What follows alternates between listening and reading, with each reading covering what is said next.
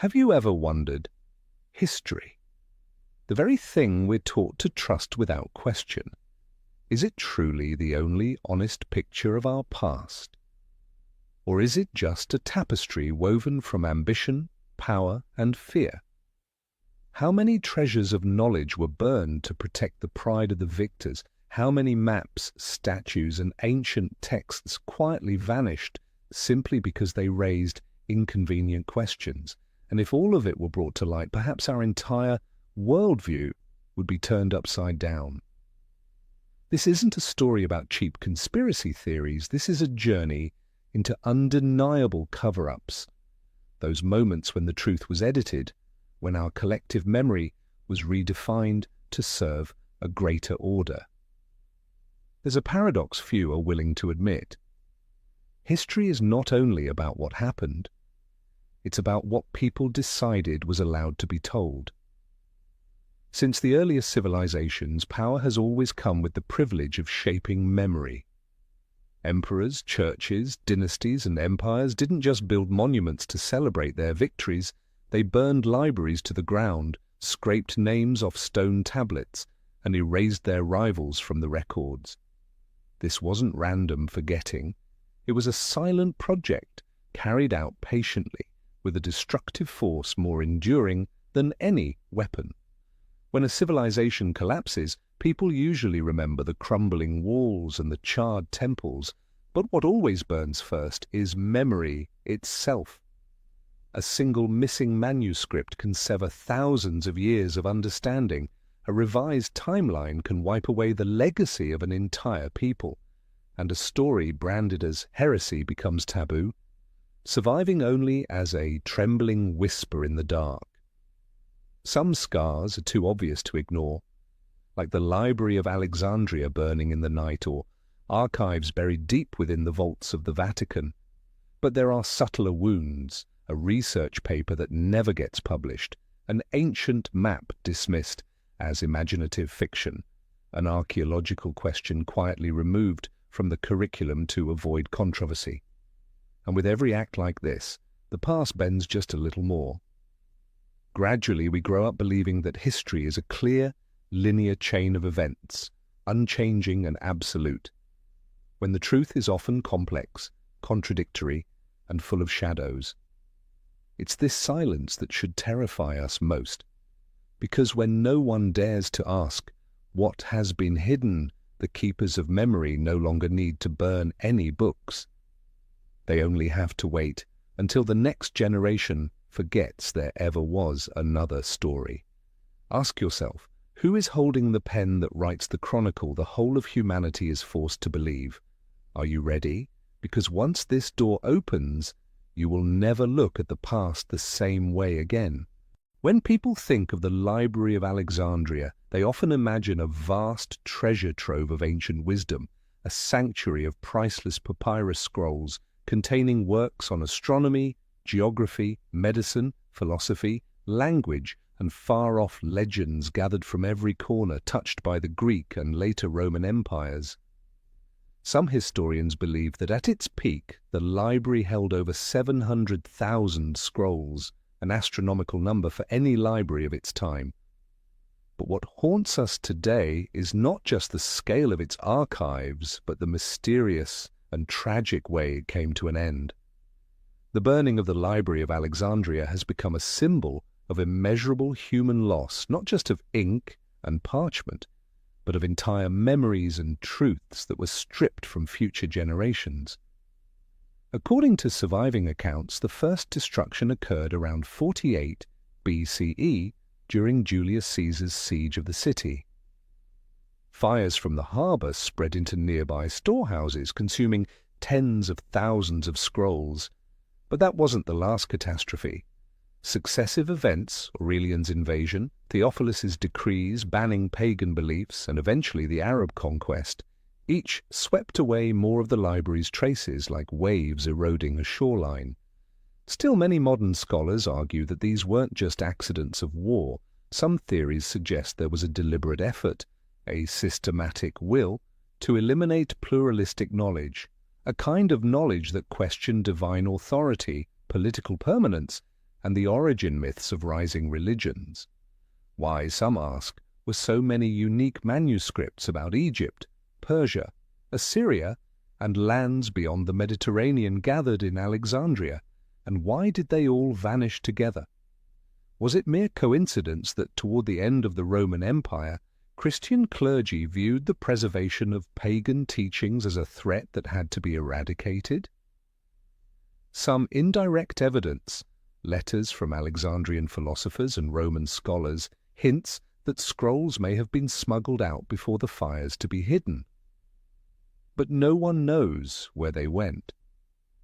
Other theories suggest the most dangerous works, those that challenged religious or political authority, were intentionally destroyed first. Then the fires were allowed to spread through the rest, erasing the evidence in one final blaze. You could think of the library as a mirror, one that reflected the world too clearly, too truthfully, for those in power to tolerate its existence.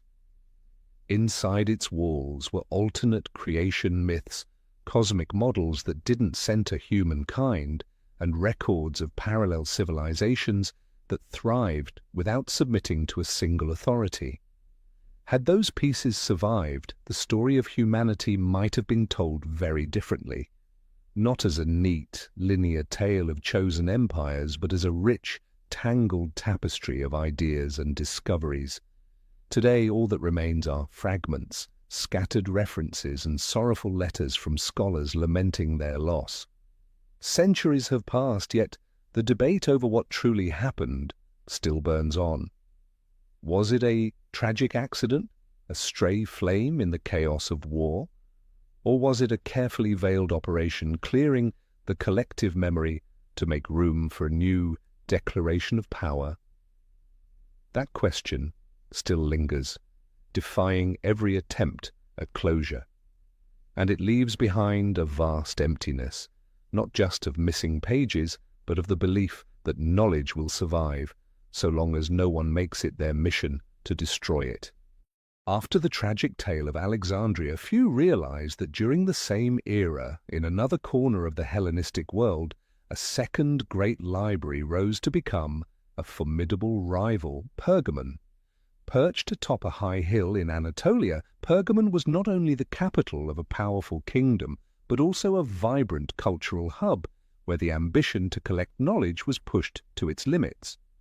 At its height, the Library of Pergamon housed over 200,000 scrolls, making it the second largest repository of knowledge in the ancient world, just behind Alexandria. Historian Pliny the Elder recorded that the kings of the Attalid dynasty dispatched agents across Greece, Egypt, and Asia Minor to buy or copy any manuscript they could find, as if every scrap of knowledge was a prize more valuable than gold. That ambition, however, made Pergamon the center of a quiet but intense rivalry, what some modern scholars call the Library Wars. According to the geographer Strabo, Egypt's Ptolemy V banned the export of papyrus to Pergamon in an attempt to stall its growth. Cut off from traditional writing materials, Pergamon scholars innovated, developing pergamina, or parchment, made from treated animal skins. In return, Pergamon aggressively pursued rare manuscripts, especially those Alexandria hadn't yet acquired. This wasn't just an academic competition, it was a battle of soft power. Whoever controlled the largest trove of knowledge held the upper hand in shaping intellectual authority across the ancient world. But Pergamon's golden age dimmed as Roman influence crept into Asia Minor. In 133 BCE, upon the death of King Attalus III, the kingdom of Pergamon was bequeathed to Rome through his will, setting the stage for full annexation. And just before that transfer of power, something strange happened. A large portion of Pergamon's most precious manuscripts vanished. According to accounts by Plutarch and scattered correspondence that survived, many scrolls were removed under cover of night or destroyed outright. The most widely accepted theory suggests this was an intentional purge meant to deny Rome the use of Pergamon's cultural capital as a tool of control. Others propose that Roman envoys themselves collected and redistributed the works, transferring them to Rome or Alexandria, which by then had also come under Roman influence, to centralize knowledge within the empire's grasp. Whatever the truth, the result was the same. Much of Pergamon's intellectual legacy was never seen again. Catalogues disappeared. Original works by philosophers, historians, physicians, and poets vanished from the Roman record. In the shadows of power shifts, knowledge became a silent hostage, not merely removed from its native community, but absorbed into another archive where others held full authority over what would be preserved, what would rot, and what would be erased from memory entirely. One modern scholar remarked, "If Alexandria was the story of a treasure burned to ash, Pergamon was the tragedy of a treasure dismantled layer by layer, quietly, systematically, until only cold stone walls remained as witnesses." And in that silence it becomes nearly impossible for future generations to tell what was lost naturally to time and what was deliberately erased to monopolize knowledge. If the theories are correct, the cleansing of Pergamon's library before its handover to Rome may have been a strategy to ensure that later generations would never access the uncensored stories, the ones that might have challenged the official history being written. And that leaves us with a chilling question. How many times in history has knowledge been buried, not because it was useless, but because it was too dangerous for a new order to tolerate? Pergamon is just one example, but it reminds us the collective knowledge of humanity is far more fragile than we think. And sometimes real power isn't in owning the information. It's in deciding who's allowed to know it. After the destruction of Greco-Roman knowledge in Alexandria and Pergamon, our attention turns eastward to another immense and refined body of literature, the early Buddhist manuscripts of ancient India. Beginning in the 3rd century BCE, under the Maurya Empire and the reign of Emperor Ashoka, Buddhist scriptures were compiled and disseminated across the Indian subcontinent. Monks, envoys, and scholars carried handwritten texts, often recorded on palm leaves, bark paper, or etched into stone. According to early records, these manuscripts were preserved in major monastic centers such as Nalanda, Vikramashila, Odantapuri, and many smaller institutions throughout India. For centuries, these archives were believed to contain the most complete and unaltered collections of early Buddhist teachings, including sutras in their original form and early commentaries retaining their true semantic depth. And yet, most of these manuscripts have vanished. Scholars argue that this loss cannot be explained solely by time, climate, or natural decay. In the 12th century, India underwent violent upheavals as Turkish and Afghan Muslim forces swept through the region. Monasteries were attacked, libraries burned, monks were slaughtered or forced to flee.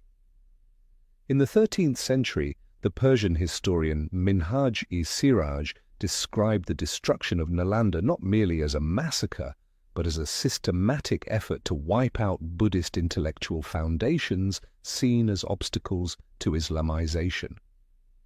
He wrote that the flames engulfing Nalanda's library smoldered for 3 months, and even from a distance, passers-by could smell the burning of ancient paper carried on the wind.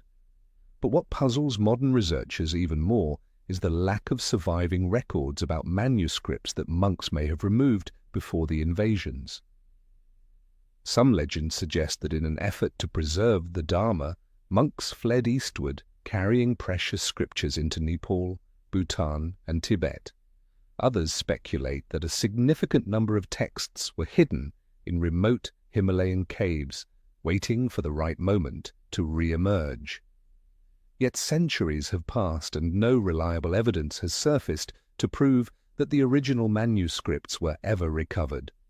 What remains today are mostly later transcriptions, heavily edited, translated into Chinese or Tibetan, or reinterpreted through different schools of thought. As a result, scholars can no longer be sure which versions reflect the Buddha's earliest teachings and which have been reshaped over time. Some historians of religion argue that the loss of early Buddhist knowledge was not just a result of war, but also of rivalries between Buddhist schools and shifting political agendas. Each new dynasty had its own reasons to favor or ignore specific texts. Commentaries or philosophical critiques that challenged orthodox views were often deemed dangerous, potentially divisive, and deliberately left out of large-scale copying projects. For centuries, the transmission of Buddhist teachings was not a neutral process. It was shaped by the forces of religion, politics, and academic control. No one can say for sure how much truth was quietly trimmed or concealed while still resting on the library shelves of great monasteries. This quiet disappearance leaves behind a deep void in our understanding of early Buddhism. Had the original manuscripts survived, we might see a very different picture of how Buddhist thought formed and spread, perhaps a richer variety of early schools, or deeper ties between Buddhism and pre-Vedic Indian philosophy. Today, archaeologists still uncover the ruins of Nalanda and Vikramashila, remnants of bookshelf pedestals and foundational blocks that once supported vast libraries. But the most vital parts, the pages, the words, the subtle insights, have vanished. Their absence suggests not just neglect, but a strategic erasure of collective memory, executed so quietly that no one has ever named the hand that started it. Like Alexandria and Pergamon, the story of India's lost Buddhist manuscripts is not only a tragedy of knowledge destroyed, it's a reminder that the history of ideas has never been immune to the touch of power. And in the end, we're left with a single, haunting question. Were those scriptures truly burned to ash? Or are they still out there, sleeping in some hidden mountain hollow, waiting for a time when humanity is brave enough to face the full memory of itself? If Alexandria, Pergamon, and the Buddhist monasteries were victims of war and covert campaigns to control knowledge, ancient China witnessed something even more chilling. A state-sponsored, publicly declared, and historically recorded purge of knowledge, the infamous burning of the books and burying of the scholars under Emperor Qin Shi Huang. This was not merely a symbolic act, it was, in scope and intent, one of the most extreme and methodical efforts to erase collective memory ever recorded in human history. According to the records of the Grand Historian by Sima Tian, the decree was issued in 213 BCE, just after the Qin dynasty unified the fractured warring states into a single empire. The stated goal was to unify thought to support the newly established regime. But many scholars today believe it was also a calculated move to eliminate historical reference points and suppress any intellectual challenge to the emperor's legitimacy. The event began with the council of Prime Minister Li Si, a staunch legalist who believed in ruling through strict law and ideological conformity. Li Si feared that Confucian scholars and rival schools were still secretly passing down the histories and philosophies of the former states, sowing doubt about the righteousness of Qin rule. The edict demanded that, with the exception of books on agriculture, medicine, divination, and engineering, all historical records, poetry, and classic texts from the former kingdoms be surrendered for destruction. Those caught hiding such materials faced harsh punishment. Within months, an enormous number of texts were collected in the capital of Xianyang and burned in public bonfires at the imperial court. In those flames, it wasn't just bamboo strips and parchment that turned to ash, it was the spiritual and intellectual legacy of hundreds of years, philosophies on virtue and music, historical chronicles, reflections on morality and human order, all erased, so that history could be rewritten under a single imperial narrative. Some say that night, the red glow of burning books lit the entire horizon, while scholars watched helplessly, unable to speak out without risking death. A year later, the regime carried out a second, even darker act, the mass execution of Confucian scholars, buried alive as a brutal warning that no dissent against the emperor's authority would be tolerated. However, records from the following Han dynasty, which replaced the Qin, may not be entirely objective. Some modern historians suggest the scope of the purge was exaggerated, perhaps as propaganda to vilify Qin Shi Huang and legitimize the Han's rule. Archaeological finds have confirmed that certain texts survived in remote regions, hidden by local officials or noble families. Yet even if the extent was embellished, the core truth remains. The Qin dynasty set a dangerous precedent, centralized power claiming the right to decide which knowledge could be preserved and which must vanish. What makes this event especially distinct from other knowledge purges is its open declaration and blunt justification. No excuse of war or religion was needed. The regime plainly stated that intellectual pluralism was a threat to authority. From that moment forward, an empire that built the Great Wall and engineered massive infrastructure projects also planted a deep seed of instability, because no order built on forced amnesia can remain truly stable. Today, as archaeologists examine the ruins of Xianyang and sift through the surviving bamboo strips, questions linger. How many texts were lost before they could be copied? How much ancient knowledge on astronomy, philosophy, governance, and ethics was reduced to ash? And deeper still, did those flames truly suppress thought, or did they instead fuel the longing in future generations to recover a stolen memory? The Qin book burning stands as one of the clearest examples of a recurring truth in human history. When power reaches its peak, it doesn't just seek to rule land, it seeks to rule memory and control the very language of truth. And from the ashes of those texts, a question still rises. What else remains buried in the shadows, waiting to be unearthed, to reveal the real origins of an empire? After the fire of Xianyang consumed the collective memory of ancient China, history bore witness to yet another tragedy, this time across the ocean, in the jungles and stone pyramids of the Maya civilization.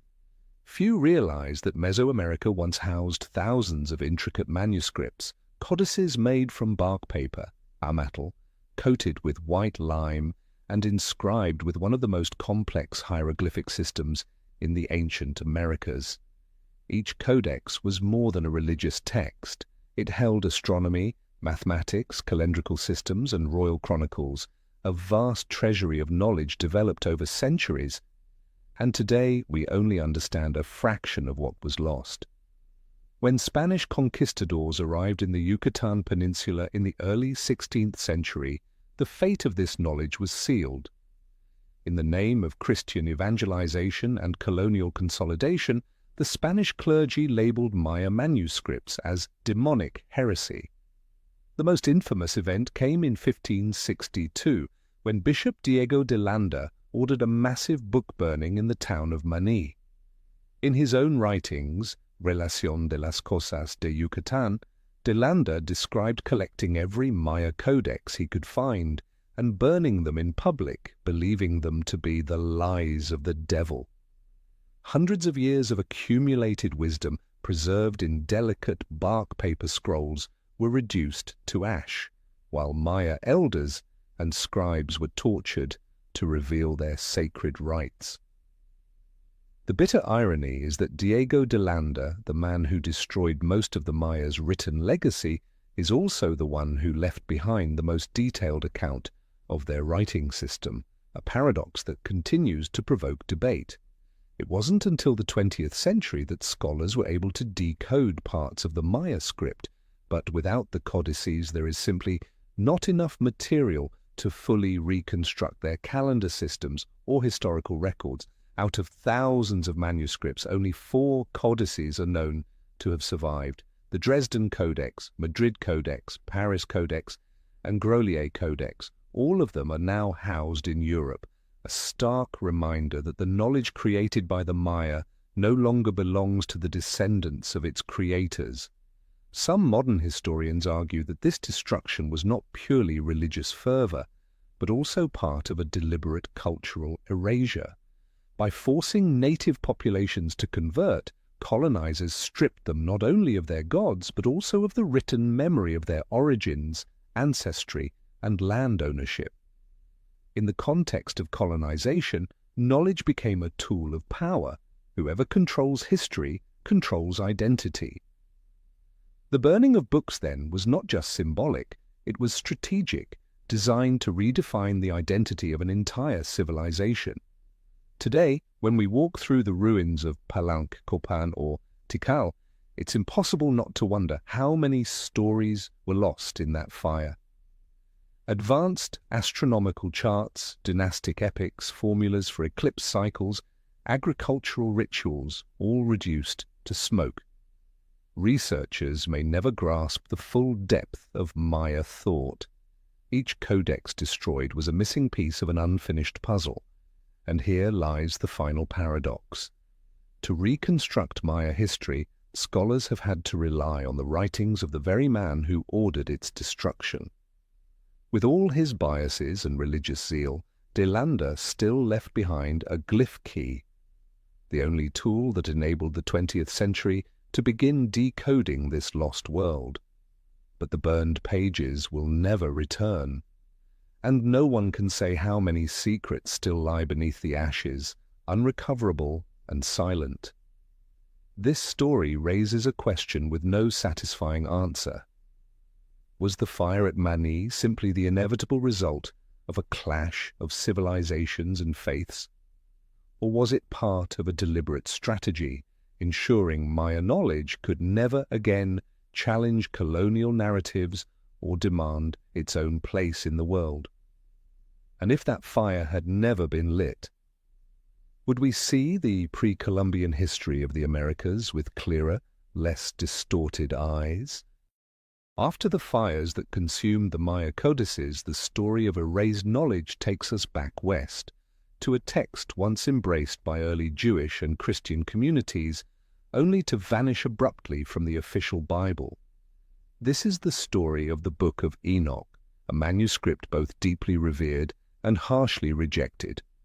According to tradition, Enoch was the seventh patriarch after Adam, a man who walked with God and was taken up to heaven without experiencing death.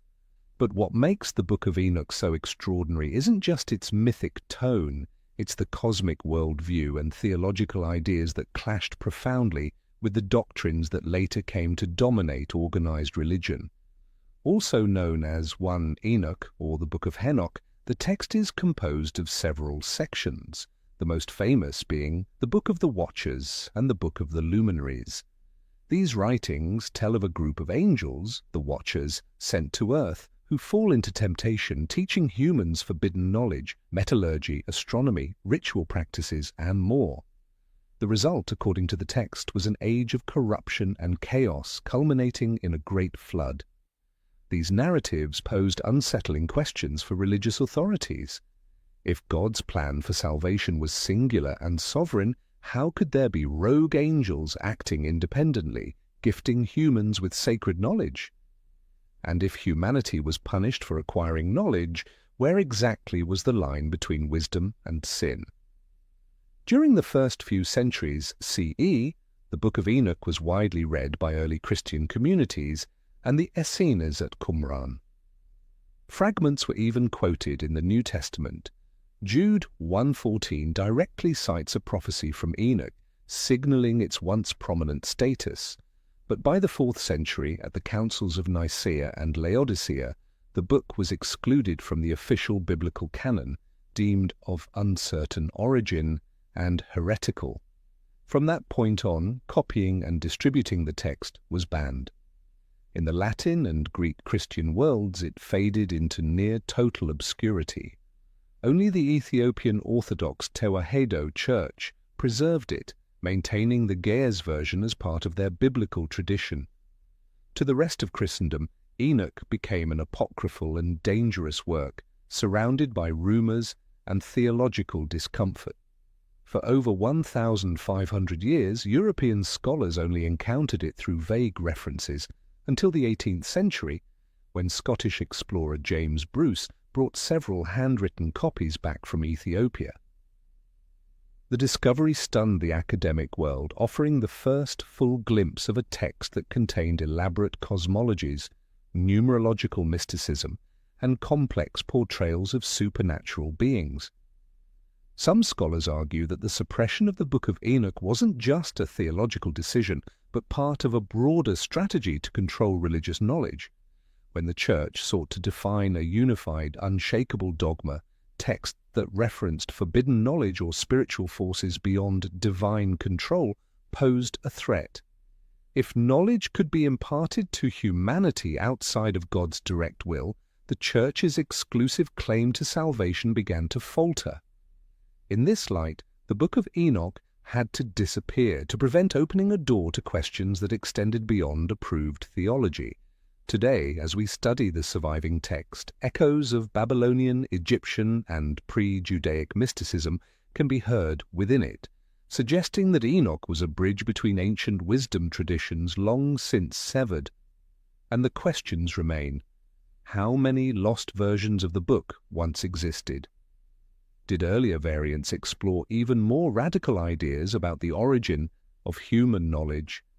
And most importantly, if the Book of Enoch had never been suppressed, would our understanding of religious history look completely different? The long silence around Enoch until the 18th century is proof that not all knowledge is lost in fire.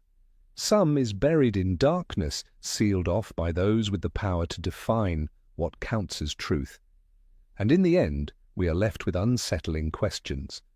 How many other pages of knowledge once existed, only to be quietly removed, so that history could be flattened, simplified, and made easier to control? If the disappearance of the Book of Enoch evokes an image of forgotten wisdom buried in silence, then the story of the Gnostic texts is far more dramatic, a deliberate and highly organized campaign to erase spiritual knowledge, all in the name of protecting the one true faith. Gnosticism, or the Gnostic tradition, flourished in the 2nd and 3rd centuries CE, when communities from Egypt to Asia Minor began offering radically different interpretations of the universe, the divine, and the human condition, ideas that clashed sharply with the emerging orthodoxy of the early Christian Church. To the Gnostics, the material world was not the perfect creation of an all-powerful God, but the flawed construct of a lesser being, the demiurge. They believed that the human soul was trapped within the body, and only through gnosis, mystical, hidden knowledge, could it ascend back to a higher divine realm. To the early Church, these ideas were not just doctrinal errors, they were theological threats. If salvation could be found within, without the Church's sacraments, the entire institutional foundation of authority would begin to crumble. Gnostic texts circulated among tightly knit communities, meticulously copied onto papyrus scrolls. They recorded mystical dialogues, many believed to be secret teachings given by Jesus himself to disciples capable of decoding their deeper meaning. The Gnostic library was vast: the Gospel of Thomas, the Gospel of Philip, the Gospel of Truth, the Apocalypse of Adam, and many others. The Gospel of Thomas in particular was controversial for declaring that the kingdom of God resides within each person, no mediator required. By the late 2nd century, church leaders like Irenaeus recognized the growing influence of these heretical texts and began a fierce campaign to eliminate them. Gnostic writings were condemned as forgeries designed to mislead the faithful, and anyone caught copying or preserving them faced excommunication or even execution. Over the centuries, most manuscripts were systematically destroyed, seized in monastery raids, or buried in secret to escape persecution. The campaign was so effective that for over a millennium, the only knowledge of Gnosticism came from the hostile writings of its enemies.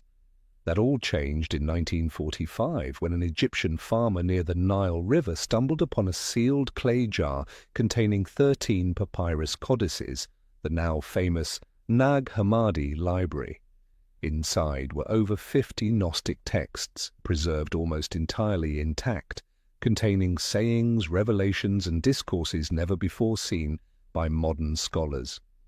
When translated into English and other languages, the texts revealed a rich and metaphysical worldview, a cosmos woven from realms of light, souls born of a divine realm above, and earthly power, including religious institutions, viewed as mechanisms of spiritual imprisonment. For many researchers, this discovery radically expanded our understanding of early Christianity, revealing a plurality of voices before a single version of the faith became orthodox. Some scholars caution against romanticizing Gnosticism as wholly innocent or persecuted. Many Gnostic groups were insular, claiming exclusive access to ultimate truth. But one thing is clear: for over 1,000 years, anyone who copied or preserved Gnostic writings risked death or total expulsion from the religious world.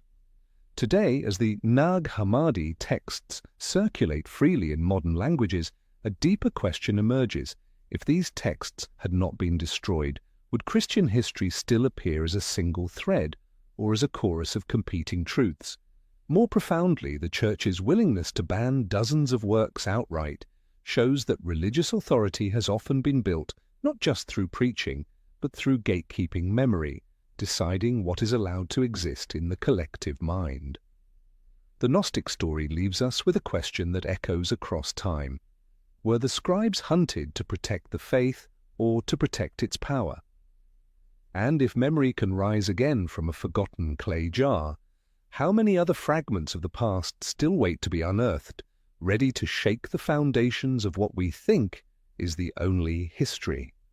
If the story of the Gnostic texts reveals a deliberate effort to suppress opposing religious knowledge, the tale of Babylon's lost writings exposes another dimension entirely, one where vast treasures of ancient knowledge vanish without a trace, and centuries later an eerie silence surrounds anyone bold enough to ask why.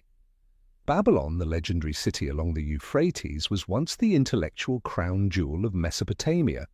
Its scholars etched thousands of clay tablets, preserving knowledge in astronomy, mathematics, law, medicine, and myth. At the height of the Neo-Babylonian Empire under Nebuchadnezzar II, the royal library and dozens of temple archives are believed to have held some of the oldest versions of the Epic of Gilgamesh, detailed ritual texts, and long dynastic chronicles dating back to the Sumerian, Akkadian, and Assyrian eras. When the Persian Empire conquered Babylon in 539 BCE, many records were reportedly copied and taken to Persepolis. Later, Alexander the Great's campaigns led to further collection and displacement of ancient texts, many of which disappeared during the chaotic power struggles of his successors. And yet scholars believe that large caches of tablets remained sealed and untouched for centuries in hidden chambers beneath the ruins. In the 19th century, British and French expeditions began excavating Babylon. But from the start, inconsistencies and contradictions emerged around what was found and what was reported. Famed archaeologists like Hormuzd Rassam and Robert Calderway documented the recovery of thousands of clay tablets, so many that they could not be catalogued in time. Early reports hinted at the discovery of previously unknown chronicles detailing dynasties and events that didn't align with the then accepted narrative of Babylonian and Assyrian history. According to some independent researchers, these inconvenient texts slowly disappeared, either quietly buried in backroom archives at the British Museum, Berlin's Pergamon Museum, or scattered into private collections, never fully disclosed to the public. Part of the controversy stems from the reluctance of academic institutions to release or even acknowledge certain materials.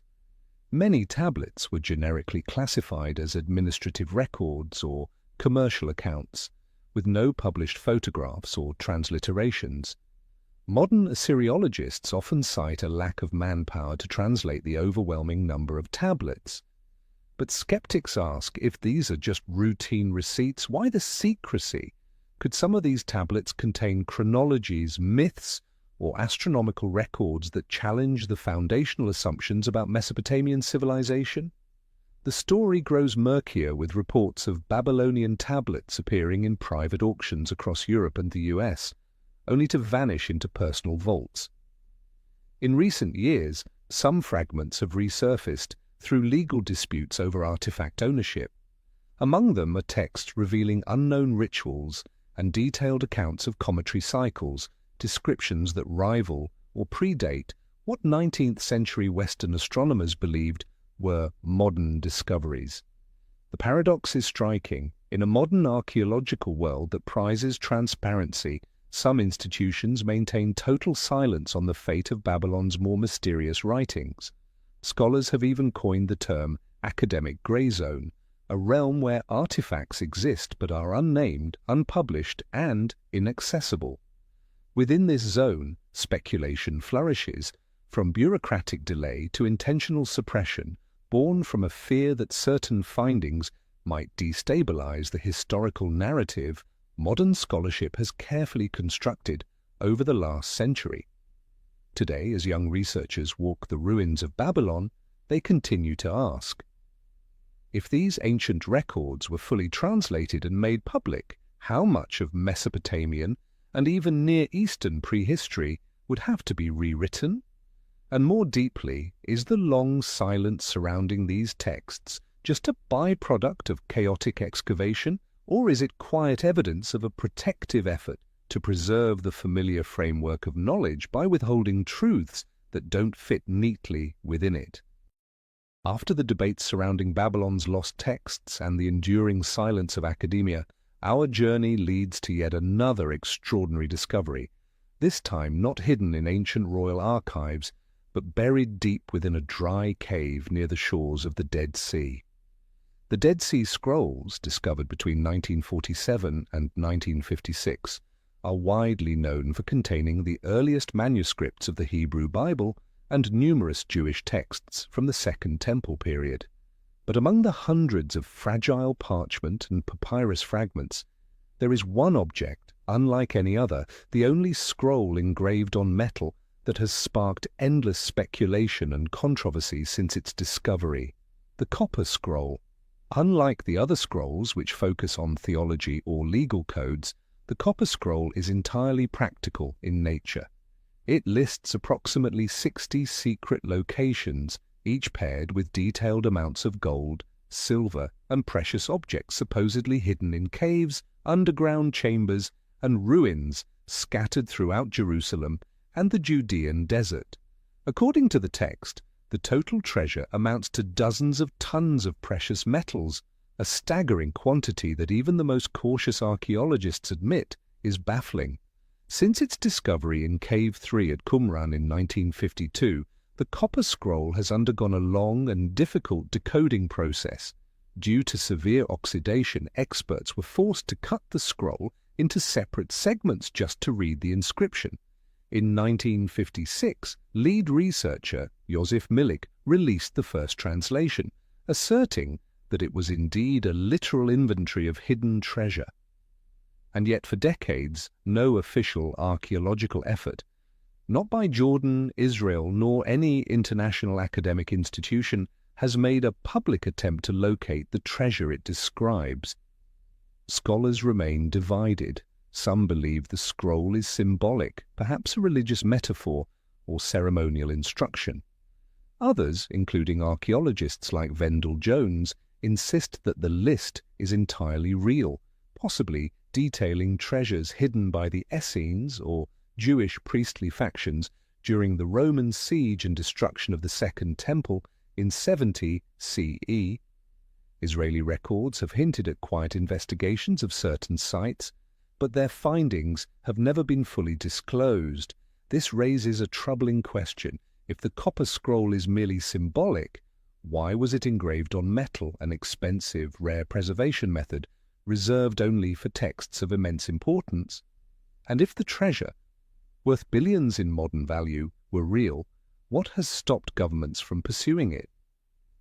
Some theories suggest that verifying the scroll's claims could lead to complex religious and legal disputes, especially involving the sovereignty of Jerusalem and claims over ancient Jewish heritage. Others propose a more cautious explanation, revealing that the treasure was never found, or worse, that it was removed long ago, could diminish the mythic aura of the scroll, undermining the symbolic power of the entire Dead Sea Scrolls collection.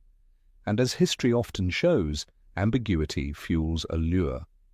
Today, the original copper scroll is housed in the Jordan Museum, while replicas, photographs and translations are displayed in institutions around the world.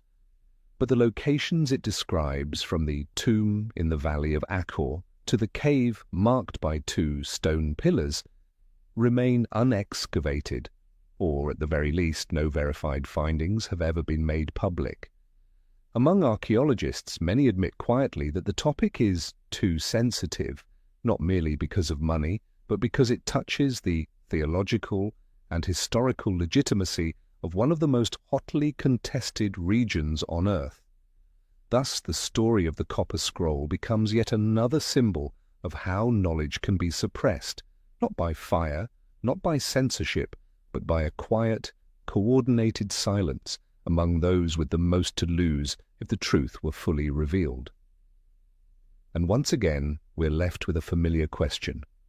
Will a forgotten fragment of the past ever rise to shatter the fog of legend? Or will the truth remain sealed away, buried beneath the thick dust of closed archives? From the mystery of the Copper Scroll and its untouched treasure sites near the Dead Sea, history leads us to one of the most hotly debated topics of all, the reports of giant human skeletons unearthed across the United States, only to vanish under puzzling circumstances. Throughout the 19th and early 20th centuries, dozens of newspapers, archaeological journals and local records reported stunning discoveries. Human remains measuring between 8 and 10 feet tall, often buried alongside weapons, jewelry, and intricately crafted artifacts. Some of the most frequently cited sources include the New York Times, Scientific American, and regional papers like the Nevada Tribune. In 1877, a correspondent reported the discovery of a giant skeleton in a tomb in Eureka, Nevada. In 1891, massive bones were allegedly found at Cahokia Mounds in Illinois. Throughout the Ohio Valley and the mound regions of Indiana, similar reports emerged, painting a picture of a forgotten race of giants. What makes this story more complex is the involvement of one of America's most respected scientific institutions, the Smithsonian Institution. According to various accounts, Smithsonian representatives were often quick to take custody of the remains for research and preservation. But despite the headlines, none of these skeletons ever appeared in public exhibitions or official reports. Over time, they disappeared, surviving only in old newspaper clippings and the oral histories of local communities. This opacity fueled countless theories. Many authors claim that the Smithsonian and possibly other federal research entities deliberately destroyed the remains and artifacts because they challenged the foundational assumptions of modern anthropology, which rejects the existence of a parallel race of giants in prehistoric North America. In 2014, an article caused a stir when it claimed that the Smithsonian had been forced to admit to destroying thousands of anomalous skeletons. The institution quickly responded, calling the story an outright hoax, and firmly denied the existence of any such records or remains. Still, skeptics argue a denial is not the same as disproof. They point out that many artifacts have been lost to time within vast, underfunded museum archives, some uncatalogued, others misfiled. Independent historians suggest that the late 19th and early 20th centuries were formative years for evolutionary theory and modern anthropology. Any discoveries that disrupted the emerging rational picture of human origins may have been quietly dismissed, ignored, or deemed unreliable. Thus, the image of the giant skeleton has become a symbol of that murky space where folklore collides with institutional control over knowledge. Among Native American tribes, such as the Iroquois and Choctaw, there are long-standing legends of red-haired giants who once ruled the land before being wiped out. And when reports of large skeletons appear in the same regions these myths describe, the line between history and collective imagination becomes harder to draw.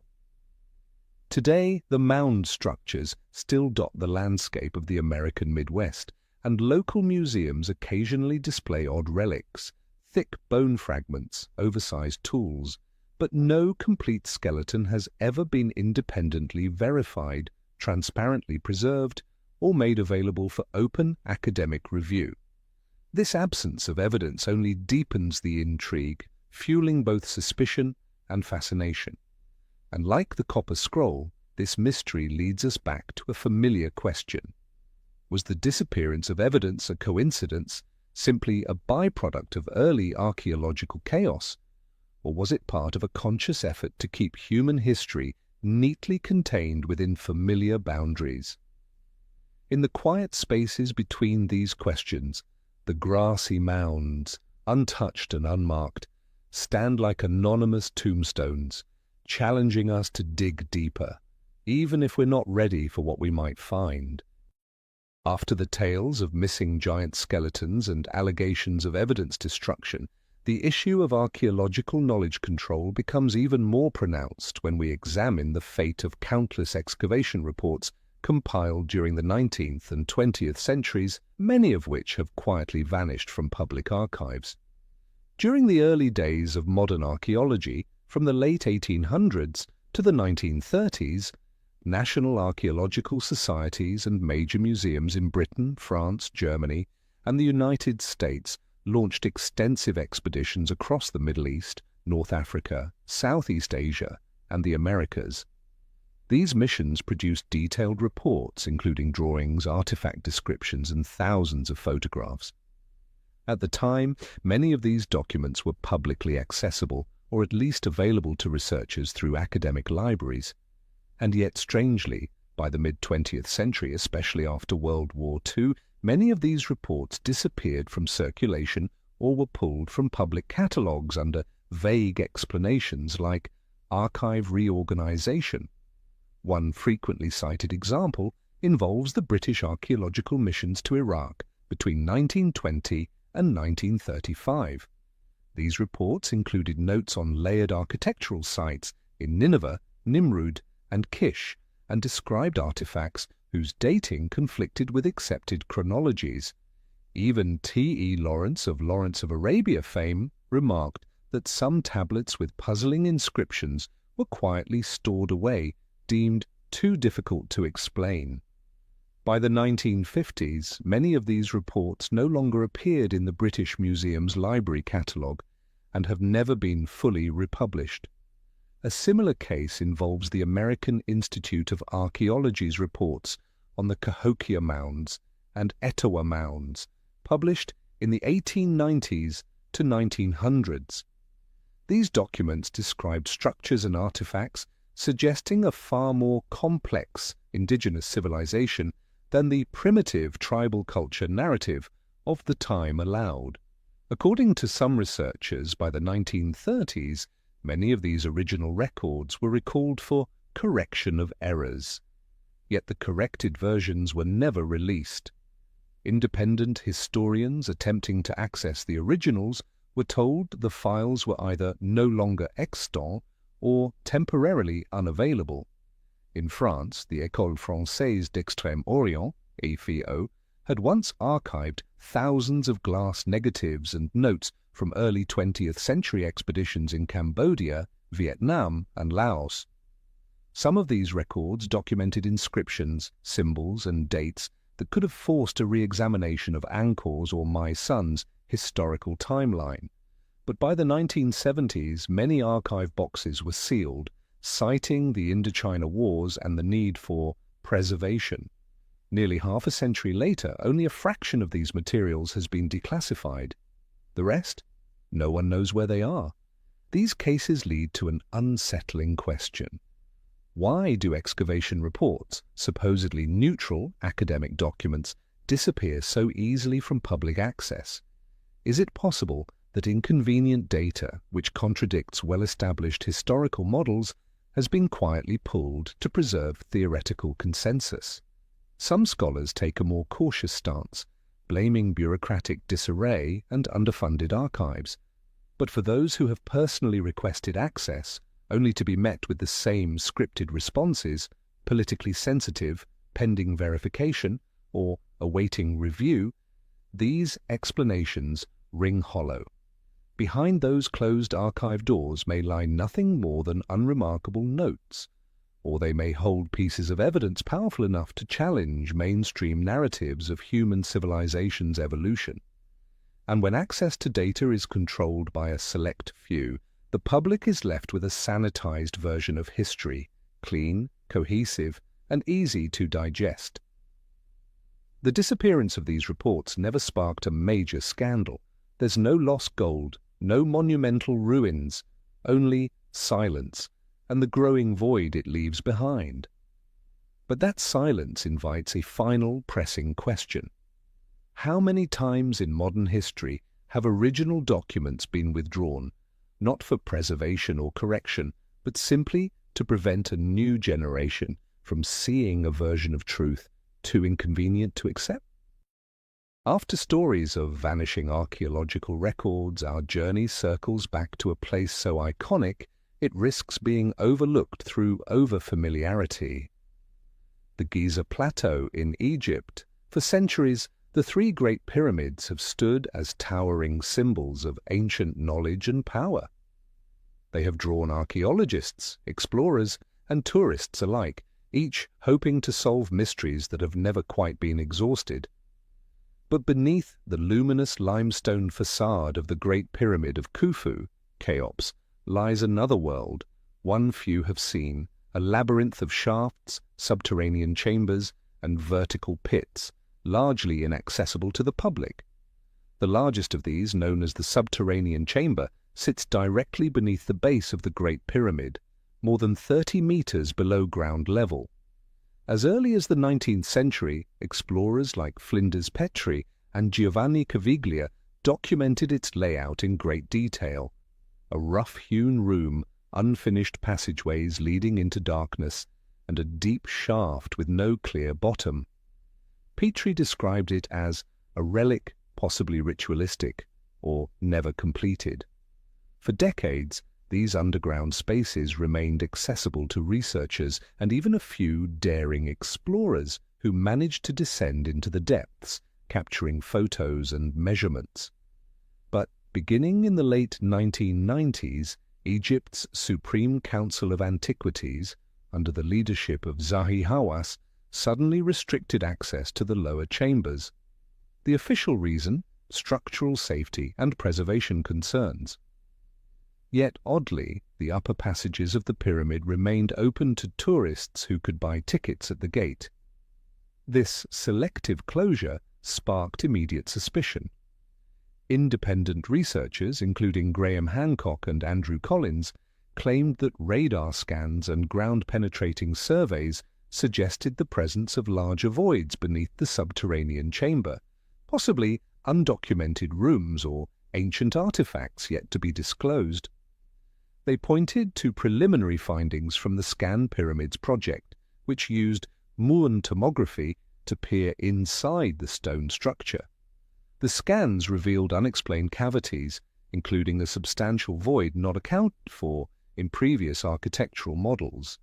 In response, Egypt's Ministry of Antiquities denied any cover-up, insisting that all research efforts were aimed at preservation and no shocking discoveries had been made, contrary to Western media narratives. Still, the tightly controlled communication, lack of transparency, and repeated delays in granting excavation permits left many wondering if something deeper was being deliberately withheld. In ancient Egyptian belief, the pyramid was more than a tomb. It was a gateway between worlds, a cosmic bridge from Earth to the afterlife. Classical texts from the Hellenistic period refer to the underground chambers as the Hall of Trials, where the soul faced darkness before it could be reborn.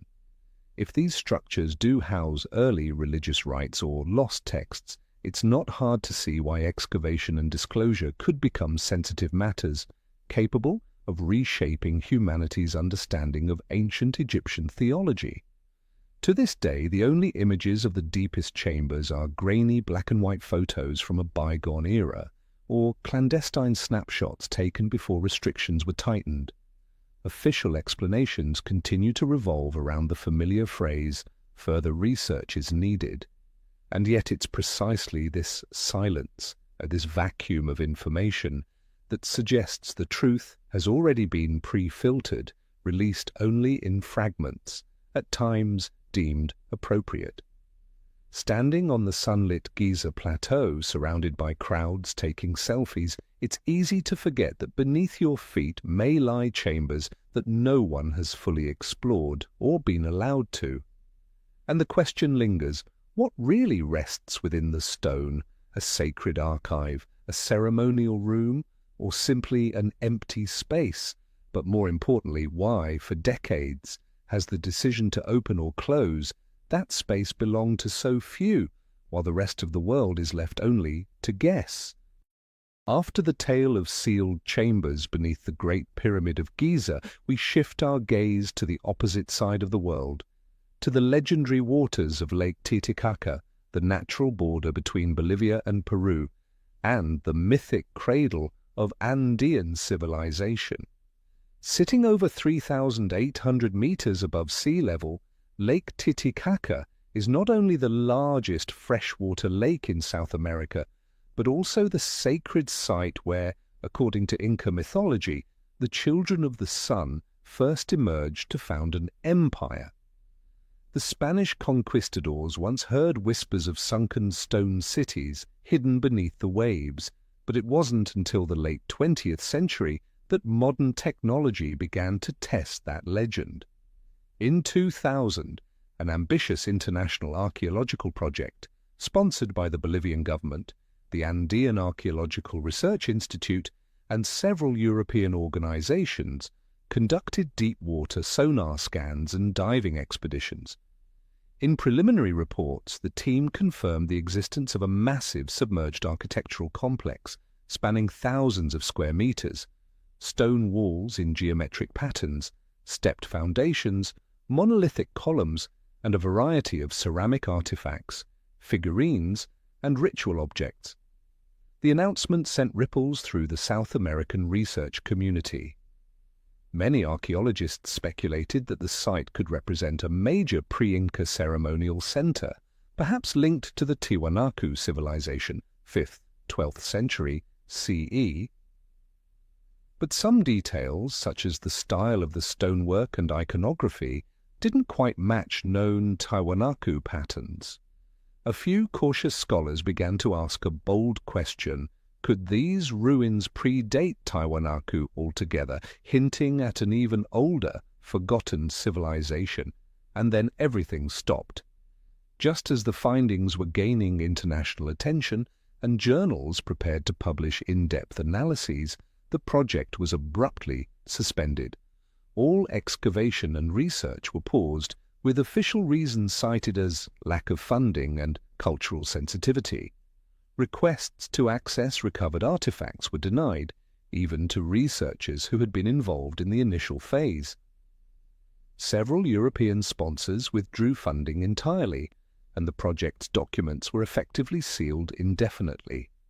Independent archaeologists were baffled. They noted that the original funding had been secured years in advance, and that continuing the excavation would have required relatively modest resources. Local communities around Lake Titicaca, rather than opposing the research, had shown pride and willingness to collaborate, casting doubt on the claim of cultural sensitivity as a genuine barrier. Some began to suspect, could the findings under the lake contain information disruptive enough to challenge mainstream narratives of Andean civilization? Or perhaps stir up unmanageable debates about ancient timelines or even transoceanic cultural connections. A more conservative theory points to internal conflict between scholars and sponsors, but even this doesn't explain one central fact. In over 20 years, no full sonar maps, no detailed artifact inventories, and no carbon dating results have been made public. Only a handful of images and scattered press releases remain, just enough to confirm the site's scale, but not its nature or chronology. Today, tourists cruise across the shimmering waters of Lake Titicaca, unaware that beneath those waves may rest a chapter of human history never told in full. The stone walls sleep in silence, and the records about them lie hidden in locked drawers, with no sign of when or if they'll ever be opened again. The question is no longer just who built those submerged structures, but what caused a widely announced excavation to vanish from public view? And more profoundly, how many fragments of ancient memory have been discovered only to be sealed away by bureaucratic decision before they could take their rightful place in human history? From the sunken stone walls of Lake Titicaca, our journey now takes us across the world to the remote Bayan Karaula mountain range straddling the border between Tibet and China, one of the most isolated and treacherous regions in all of Asia. It was here, in the late 1930s, that a controversial archaeological story began, one that would come to be known for its strange artifacts, sudden silence, and persistent mystery. These are the stories of the Dropper Stones. According to scattered Western reports from the 1960s onward, the original expedition was led by Chinese archaeologist Chi Pu-Tei, who set out to study a system of high-altitude limestone caves over 3,000 meters above sea level. Within the caves, the team allegedly discovered a series of small tombs containing unusually shaped skeletons with elongated skulls and short, frail bodies. But what shocked the team most was the presence of over 700 circular stone discs, each about 30 centimeters in diameter, less than 2 centimeters thick, with a hole in the center, and covered in finely etched spiral grooves filled with tiny, unknown symbols. In 1962, a man named Professor Tsum Nui, said to be affiliated with the Beijing Academy of Ancient Studies, reportedly began deciphering the symbols. He claimed the spirals were not decorative, but a form of ancient hieroglyphics. His translations allegedly told the story of beings who came from the sky, crash-landed in the mountains thousands of years ago, and were eventually forced to survive among the native people. Their tale included conflict, reconciliation, and eventual interbreeding between the two groups. If true, the Dropper Stones would constitute one of the oldest recorded accounts of extraterrestrial contact, a claim that stunned both believers and skeptics alike. But then, something strange happened. Shortly after this information was translated and leaked to the West, Tsum Nui's research vanished. His name was nowhere to be found in official Chinese academic directories. The Beijing Academy denied knowledge of any such project. No peer-reviewed journals published his findings, and over time the existence of the Dropper expedition itself was called into question. Western scholars who tried to follow the trail hit dead ends. There were no official records, no institutional response, just a long, unbroken silence. From that point on, the Dropper Stones became a symbol of the twilight zone between truth and fiction. Skeptics dismissed the entire story as a hoax, pointing to unverifiable sources and the absence of solid documentation. But independent researchers countered, no one has ever definitively proven it false either. There has never been a public, official denial, only a complete and collective silence. Some accounts claim a few of the Dropper Stones were briefly on display at the Xi'an Museum before being removed. Today, however, no publicly verified specimens remain in any museum or archive. What makes the story harder to dismiss entirely is that the technical descriptions of the Dropper Stones are consistent with ancient Tibetan traditions of inscribing symbolic texts onto stone discs. Some ethnographers argue that the tale may represent a fusion of real archaeology and local mythology, referencing long-held legends of star-born tribes who descended from the heavens. But even so, no one has ever explained why hundreds of finely crafted stone discs, if real, would leave behind no photographs, no detailed studies, no institutional paper trail. Critics have called it one of the greatest hoaxes of the 20th century. But for many in the archaeological fringe, it's the absence of denial, the vanishing of records, and the uniform silence from Chinese institutions that raise eyebrows. The dropper stones remain trapped in a paradoxical space, impossible to confirm, yet suspiciously difficult to disprove. Today, few passing through the Bayankara Ula Mountains know that this quiet, windswept range was once the epicenter of an enduring debate about the boundaries between archaeology and myth. And like so many stories before, it is not certainty that sustains the legend, but a coordinated silence. And so the question still hangs in the air. If the Dropa stones were merely a fabrication, why has no one officially refuted them? But if they were real, what was discovered on those discs that caused such a total blackout, as if the entire event had never happened at all? From the vanishing Dropa stones in the high mountains of Bayankara Ula, the trail now leads us to a concept that's as fascinating as it is controversial. U-parts, short for out-of-place artifact. Coined by zoologist Ivan T. Sanderson in the mid-20th century, the term refers to ancient objects whose age, technology, or context appear inconsistent with the civilization that supposedly produced them. What makes U-parts such a sensitive topic isn't just their challenge to established timelines, it's the way they're handled. Many large museums have briefly acknowledged, even temporarily displayed, these anomalous items, only to quietly withdraw them later, labeling them unverified artifacts, or storing them indefinitely in off-limits archives. One of the most famous examples is the Antikythera mechanism, a complex bronze device recovered in 1901 from a sunken ship off the coast of Greece. Its intricate gear system baffled scholars for decades. Only much later did researchers confirm it was an ancient astronomical calculator with precision comparable to an 18th century mechanical clock. Today it is proudly displayed at the National Archaeological Museum in Athens. But for nearly half a century the device was kept in storage, dismissed as too advanced for the known timeline of ancient Greek technology. Another frequently cited case is the Baghdad battery, a ceramic jar with a copper cylinder and signs of acidic residue, discovered near Ctesiphon, Iraq, in 1936. Some have proposed that it functioned as a primitive electrochemical cell, possibly for gold plating. Because this didn't align with existing views of Parthian-era technology, the artifact sat largely ignored in the Baghdad Museum for decades, only drawing attention after a Western publication featured its photo. And there are countless others, the Klerksdorp spheres of South Africa, with seemingly perfect grooves etched into metallic nodules. The London hammer embedded in a sandstone formation, or pre-Columbian carvings that appear to depict flying machines.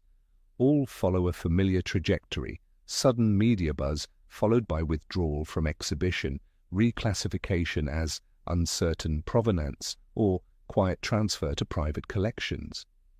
Skeptical archaeologists argue that most U-parts are either misunderstood or overhyped, misdated objects, later intrusions into older strata, or even modern forgeries. But the real paradox lies in this. Instead of publicly studying and debunking them, institutions often choose silence. They remove them from catalogues, close files, or refuse discussion. This silence is what feeds larger suspicions that human technological history may be more complex and non-linear than academic models allow. Today, as visitors stroll through the pristine halls of prestigious museums, Few realize that beneath their feet, or deep in storage, hundreds of such inconvenient artifacts might lie untouched. They're not authenticated enough to display, yet not destroyed or discarded. They exist in a limbo of denial. The story of parts isn't necessarily an accusation of conspiracy. It may be the byproduct of institutional discomfort, the fear of destabilizing a knowledge system too long considered settled. Because if a gear mechanism 2,000 years ahead of its time, or a ceramic battery from antiquity, were definitively proven authentic, it would force us to rewrite textbooks and rethink civilization as we know it.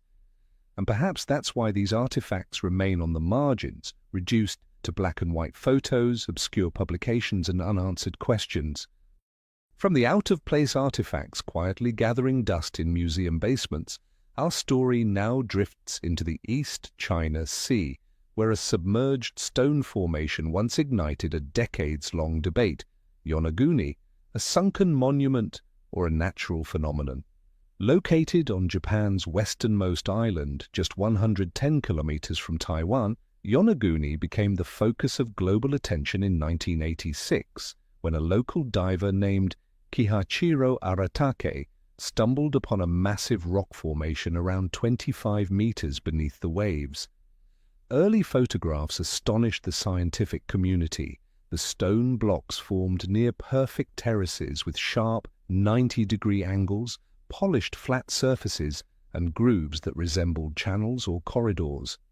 Following the discovery, a research team led by Professor Masaki Kimura of the University of the Ryukyus began underwater mapping and documentation.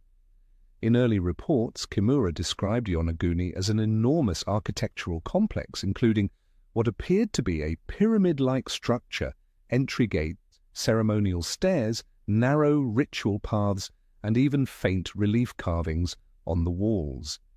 He cautiously proposed that the formation could be the ruins of a man-made structure submerged at the end of the last ice age, possibly over 10,000 years old. If true, this would challenge long-standing views about the history of Japan and East Asia, suggesting the existence of a prehistoric civilization capable of large-scale stone engineering long before recorded history. But as media coverage surged, the response from Japanese archaeological and geological institutions grew increasingly cautious. Japan's Geological Society issued an official rebuttal, stating Yonaguni was simply naturally eroded sandstone. Even more curiously, Kimura's own team, the very group that had published the initial findings, began to withdraw from international media.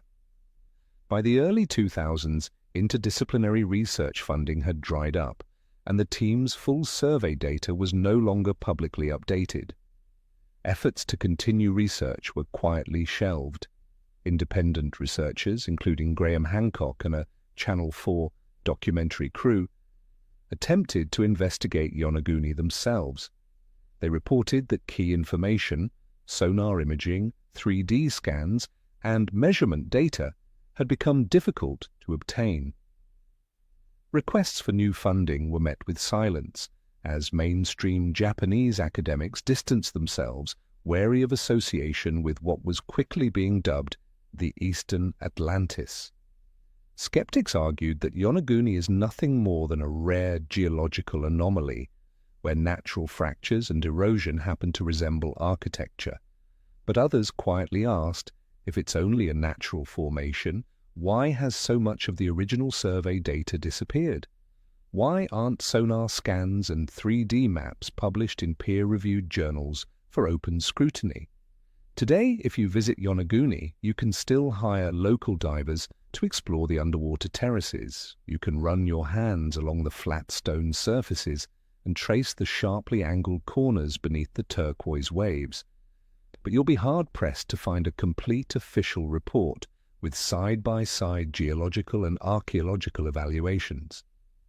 The story of Yonaguni doesn't just ask, what might humans have once built beneath the sea? It raises an all-too-familiar question. Why was a major discovery first celebrated then quietly buried in silence?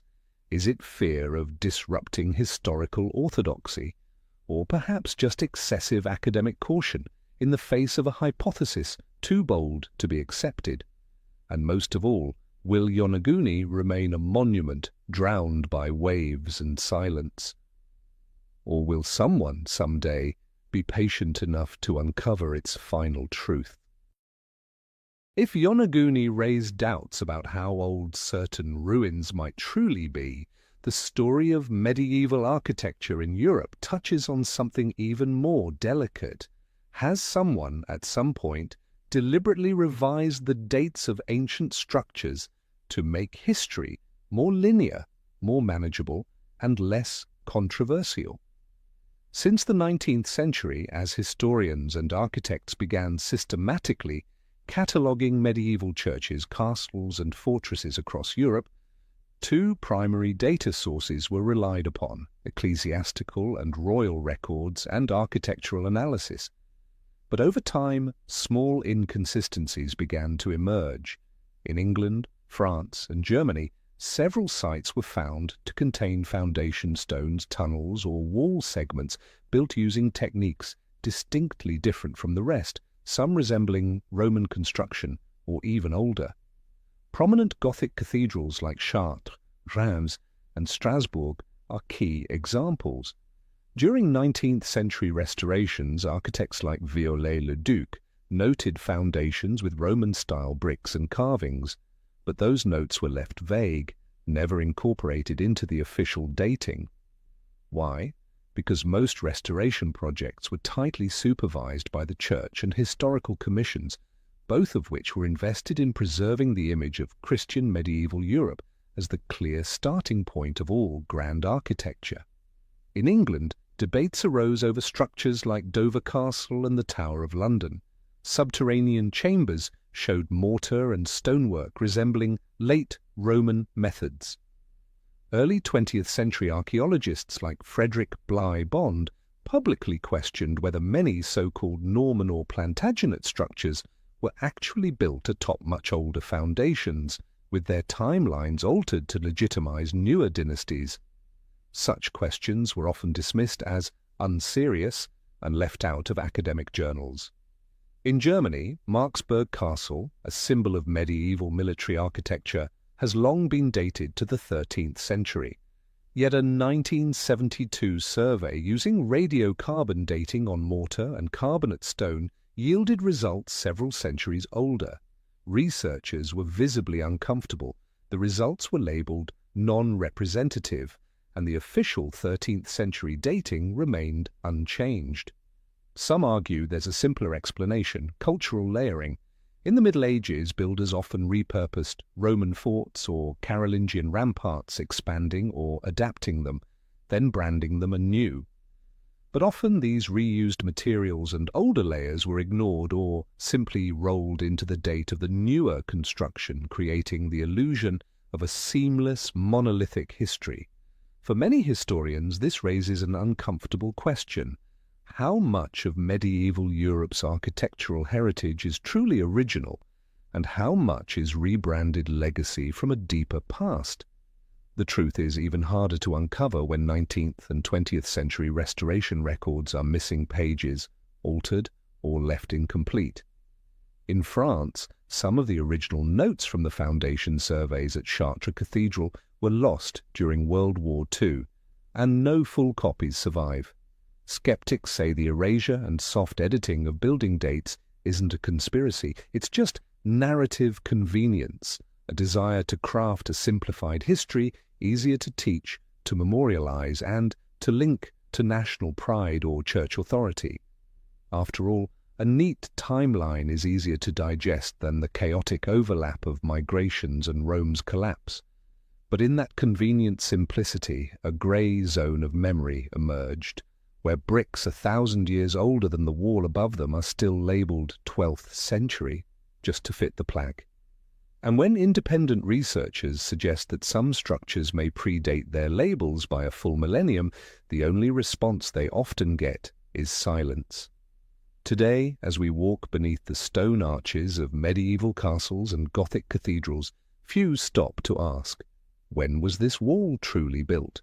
How many times has it been torn down, rebuilt, renamed, just to serve a cleaner historical narrative?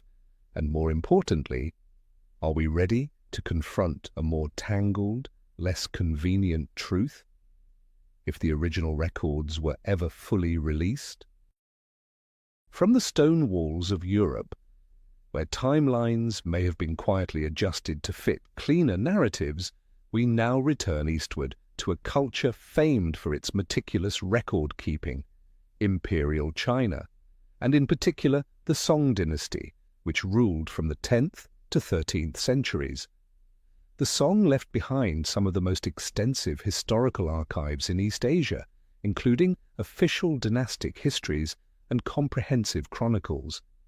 But buried within these volumes are subtle signs of revision, suggesting that even the most detailed histories may have been strategically edited. During the Song era, from the reign of Taizu to Ningzong, court historians were responsible for recording daily events, edicts, military campaigns, natural disasters, and political cases. Works like the History of Song, Song Shi, extended continuation to the comprehensive mirror, Zhi Tongjian Changbian, and Song Hui Yao became definitive references for generations of scholars.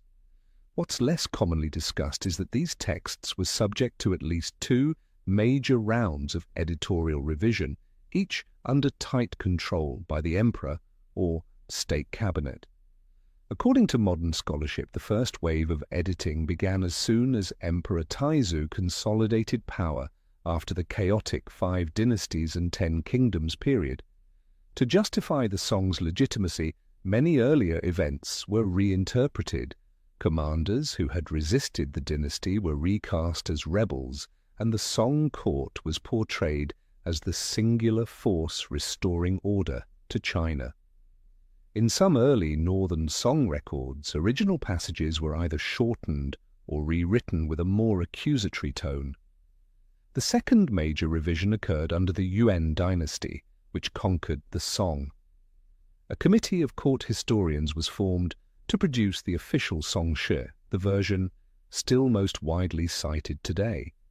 It's a voluminous, detailed work, but 20th century Chinese scholars like Chen Mu and Chen Yingke noted numerous oddities: key figures vanishing inexplicably from the timeline, major political trials disappearing or being reduced to a single vague sentence.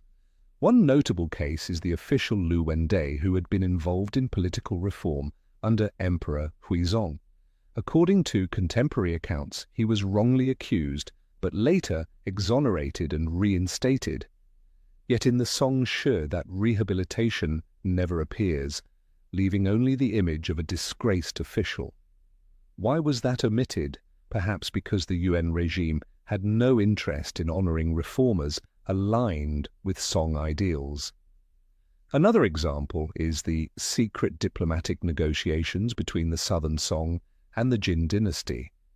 Original correspondence had once been cited in temporary court records. But in the final Song Shi, those documents vanish, replaced by second-hand summaries. Though no official reason was ever given, many historians suspect the Yuan editors sought to suppress reminders of Southern Song concessions, which could spark unrest in the newly conquered territories. What's striking is that many modern academics accept the Song Shi as authoritative, citing its coherence and systematization. But that very cohesion raises red flags. When a fallen dynasty's history is written by its conquerors, where is the line between recording the truth and rewriting it for a new legitimacy? Even today, much of the Song Chronicle remains uncross-checked against scattered local archives, family diaries, and stone inscriptions. Independent historians still try to piece together these fragments, but their work is often dismissed as unverified or too troublesome to pursue. And perhaps the most sobering thought is this: if a powerful dynasty like the Song could edit trial records, erase negotiations, and leave behind a version of history reprinted for centuries, Can we be certain that these records reflect the one true version of events? Or are they a carefully crafted story designed to smooth over contradictions and keep the public from ever asking what lies beneath the polished surface? If the Song Dynasty chronicles showed how victors reshaped the past, then ancient Egypt offers a different tale, one of a powerful ruler deliberately erased by his own people. To this day, original documents about him remain sealed in archives, their content still unknown. Over 3,000 years ago, Pharaoh Akhenaten rose to power and launched the most radical religious reform in Egyptian history. He proclaimed Aton, the solar disk, as the one true God, challenging the dominance of the traditional priesthood devoted to Amun, which had been entrenched for generations. Akhenaten ordered the construction of a new capital, Akhetaten, modern-day Amarna, and issued sweeping decrees that transformed rituals, art, and historical record-keeping. After his death, Egypt's rulers moved swiftly to perform a damnatio memoriae, a formal erasure of memory. His name was chiseled out of temple walls, his statues destroyed or buried, and in later dynastic records he was mentioned only vaguely as a criminal against the gods. Yet despite this campaign of destruction, many original records, including letters, decrees, and internal reports, were not destroyed but rather sealed away in temple archives, storage rooms, and private tombs, yet to be fully excavated. In the 19th century, European archaeological teams began digging at Amarna and uncovered thousands of clay tablets and inscribed fragments known as the Amarna letters. Some were published, revealing a fragile Egypt struggling to control its territories while the royal court was consumed with religious reform. But the majority of these materials, including lists of tribute, named correspondence, and internal memos, remain unpublished, stored within the archives of the Cairo Museum, the British Museum, and private collections across Europe. Modern scholars such as Nicholas Reeves and Aidan Dodson have asked a simple but important question. Why, after more than a century, have so few of these primary records been fully released to the public? Common explanations include lack of qualified translators, preservation priorities, or academic sensitivity. But others suspect a deeper motive, that if the full Amarna archive were unveiled, Akhenaten's legacy might prove far more complex than the label of heretical tyrant. He may not have been merely a religious fanatic, but a political reformer who threatened the elite priesthood's control, a threat subsequent dynasties had no interest in remembering. Another mysterious thread deepens the story. Among the unreleased tablets, some are said to detail the succession after Akhenaten, including the relationship between Tutankhamun and Nefertiti, proving or disproving whether Nefertiti ruled after Akhenaten, or whether Tutankhamun was his biological son, would not just alter academic timelines. It could also impact claims of heritage, and even the political status of institutions that manage Egypt's antiquities today. In modern Egypt, access to the Amarna archives remains restricted. Only a handful of researchers are granted access, and excavation permits often take years, if granted at all. Among archaeologists, a half-joking phrase circulates, "Amarna is always open, but never invites you in." Today, as tourists crowd around the golden mask of Tutankhamun, few realize that just a few hundred meters away, wooden crates containing the story of his father have sat untouched, collecting dust for centuries. And the quieter question is this: if, one day, the Amarna tablets are fully translated, how many chapters of Egyptian history, long assumed to be true, will have to be rewritten from scratch?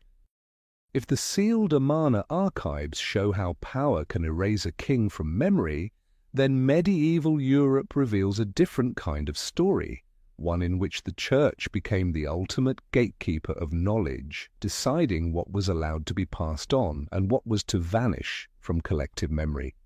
From the 4th century onward, when Christianity became the official religion of the Roman Empire, the Church rapidly constructed a system of intellectual control.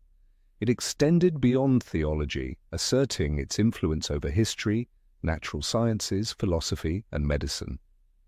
By the Middle Ages, cathedral schools and later the first European universities became the exclusive centers for training the continent's educated class. This system did preserve great legacies: the Latin language, classical legal traditions, and ancient manuscripts. But it also created an unprecedented filter on ideas. Any text deemed incompatible with doctrine or likely to disrupt theological authority was subject to revision, suppression, or outright destruction. A prime example is Origen, a 3rd century Christian theologian who wrote hundreds of commentaries on Scripture. Among his radical ideas were beliefs in the pre-existence of the soul, universal salvation, and even the possibility that evil itself would be redeemed. By the 6th century, the Second Council of Constantinople condemned Origen as a heretic. His writings were systematically purged, with only fragmented citations surviving in cloistered monastic libraries. Another case is that of Greek medical knowledge. Texts by Hippocrates and Galen were initially preserved, but as translations, especially from Arabic sources, emerged, the Church demanded rigorous censorship. Passages that contradicted the idea of the soul governing the body, or that proposed disease might arise from natural, not divine, causes, were often excised or suppressed. By the 13th century, control reached its peak when Pope Innocent III issued decrees requiring all universities to follow official curricula. Any unapproved Aristotelian texts, especially on natural philosophy, were banned. In 1210, the Council of Paris declared, "No one shall teach or listen to the natural philosophy of Aristotle, either in public or in private." Though these restrictions gradually loosened, they left a deep mark. Knowledge had to be approved by divine authority. Even as institutions like Bologna, Oxford, and Paris gained prominence, they remained under ecclesiastical oversight. Chancellors were appointed with bishop approval, and course content required church sanction. Thinkers who pushed boundaries, like Roger Bacon, who explored optics and chemistry, were closely monitored and sometimes placed under house arrest. A more formal mechanism was introduced in 1559.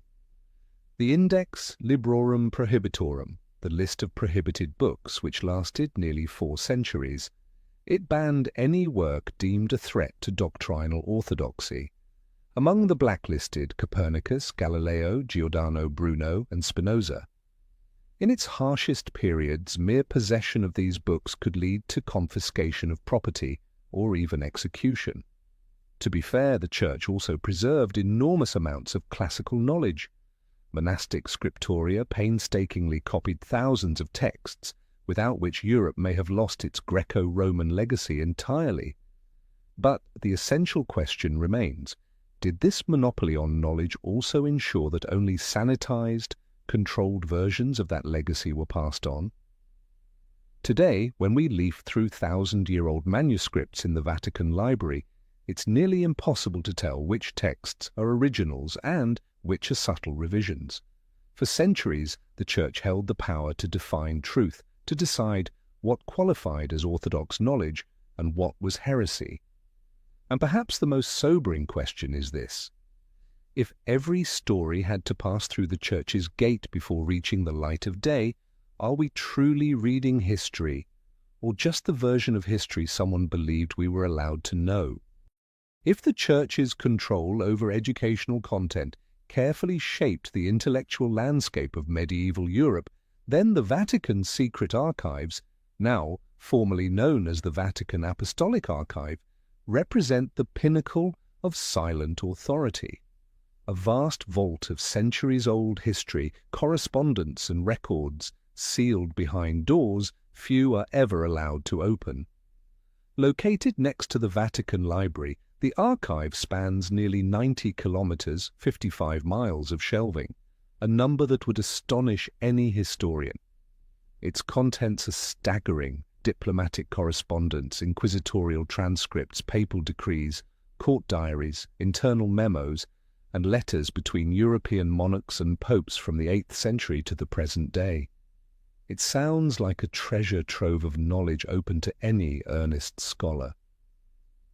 But in reality, for centuries, this archive was entirely off-limits. The term secretum in Latin doesn't necessarily mean secret in the modern sense. It originally meant private or personal. Technically, many of the documents are simply internal records, not classified. But the tradition of restricted access and the refusal to publish widely turned the archive into a living legend, a sealed chronicle of hidden histories, some of which may never see the light of day. Only in 1881 did Pope Leo XIII begin allowing limited access to scholars, but even now the process remains incredibly strict. Each year, only a small handful of researchers are granted access. Applicants must submit detailed academic credentials, letters of recommendation, and specify exactly which documents they wish to consult. Browsing is not allowed. Photocopying entire documents is forbidden. Researchers may request only a limited number of documents per day, and handwritten notes must be reviewed before leaving the reading room. Those who have entered describe it as almost ritualistic. Security gates, long corridors bathed in amber light, heavy iron doors leading into eerily quiet rooms. Wooden cabinets, centuries old, line the hallways, containing handwritten indexes older than many modern nations. Step outside your assigned area, and your access privileges may be revoked immediately. Within those shelves lie documents rumored to contain information powerful enough to reshape historical understanding, the trial transcripts of Galileo Galilei, revealing not just a clash of science and faith, but of deeper political tensions. The Templar dossier, records of the secretive trials that dismantled the Knights Templar in the 14th century. Confidential letters from monarchs to popes containing negotiations and schemes never told in textbooks. Documentation related to the Treaty of Tordesillas, which carved up the New World between Spain and Portugal, legalizing centuries of colonization. In 2003, the Vatican allowed a partial release of the Templar records, specifically the interrogation of Jacques de Molay, perhaps to quell speculation. But ironically, this controlled disclosure only intensified public curiosity. If there's nothing to hide, why do nearly 90 kilometers of shelves remain off-limits? Supporters of the Vatican's secrecy argue that strict protocols are necessary to prevent loss, misinterpretation, or commercialization of sensitive documents. But critics ask, when the largest archive in Christendom opens only a narrow slit, who controls history's rewrite? And more urgently, could our understanding of the Middle Ages, the Renaissance, the Enlightenment be shaped more by what's been withheld than what's been revealed? Today, the Vatican's secret archives remain a mythic labyrinth of memory, where letters centuries old sit in silence, waiting, or perhaps never waiting at all. And the final haunting question still hangs in the air.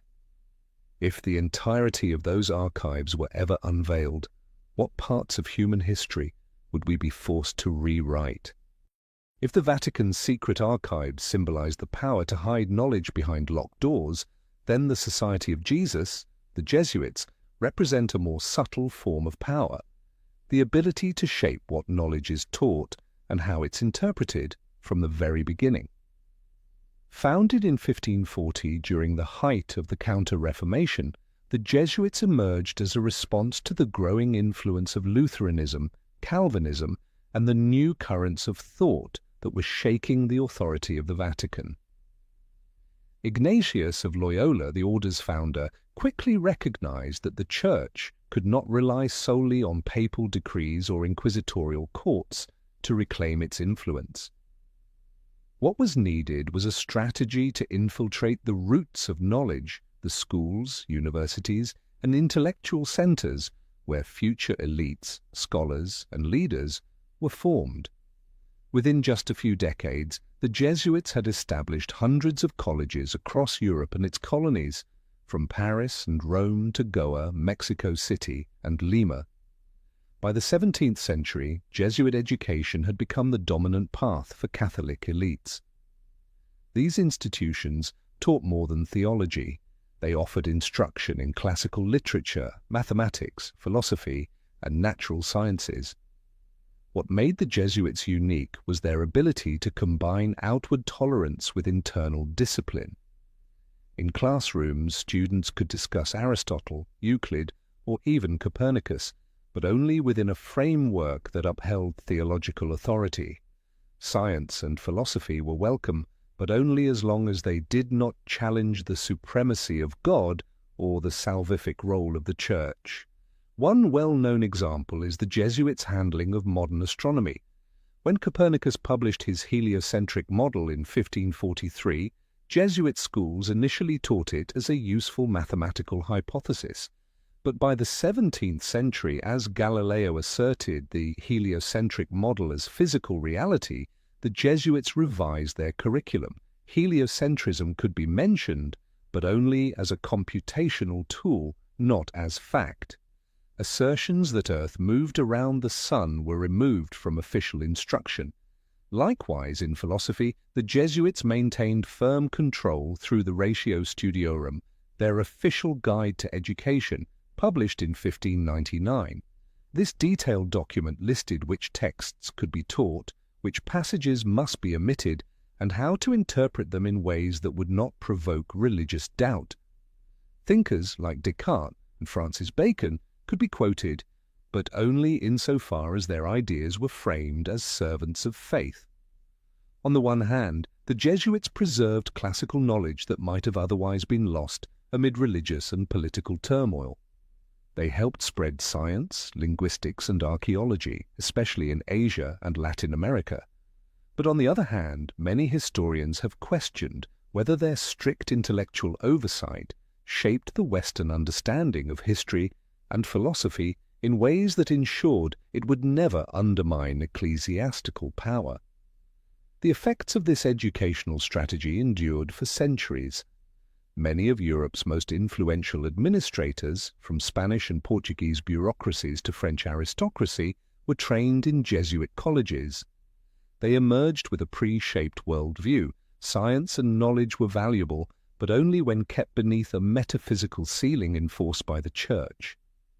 Even after the temporary suppression of the Jesuits in 1773, due to pressure from secular monarchies, their educational legacy survived. The Ratio Studiorum continued to influence curricula, and the idea of soft ideological supervision remained embedded in many European universities. Today, the Jesuits are often admired for their discipline and academic rigor, keepers of high intellectual standards in times of crisis. But quietly, many scholars still wonder, when an institution is at once a missionary, a censor, and a teacher, can objective knowledge ever be truly free of intent? And like the Vatican archives, the silent presence of Jesuit curricula reminds us, the most dangerous kind of knowledge suppression may not be what's forbidden outright, but what is allowed, only within boundaries drawn by those who rule the narrative. After centuries of curricula shaped by the Church and religious institutions, the Age of Enlightenment seemed to usher in a new era where reason and science reclaimed the authority to define reality.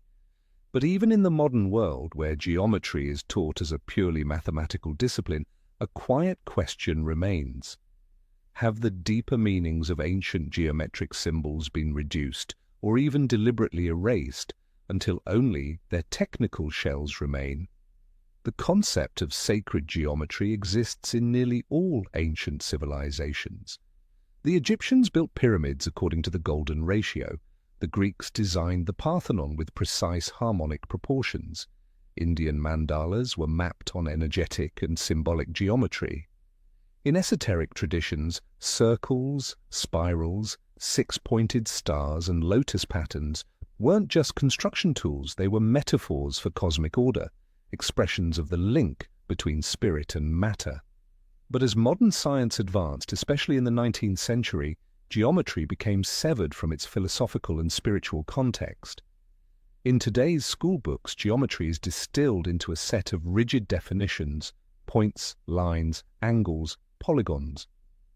Symbols like the flower of life, Metatron's cube, or the divine ratio have been relegated to the margins of mysticism or conspiracy, with no place in standard curricula.